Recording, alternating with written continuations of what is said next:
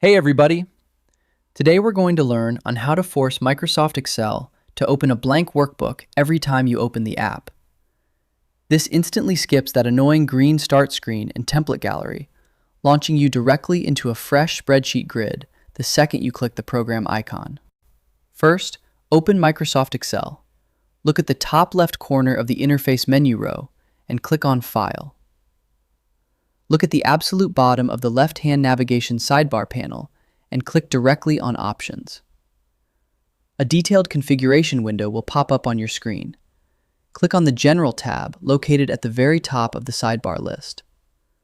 Scroll down through the Properties pane until you reach the absolute bottom section headed Startup Options. Locate the specific setting checkbox explicitly labeled Show the Start Screen when this application starts.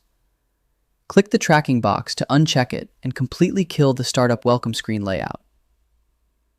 Drop down to the bottom of the main options window and click the OK button to lock your new preferences into the system core.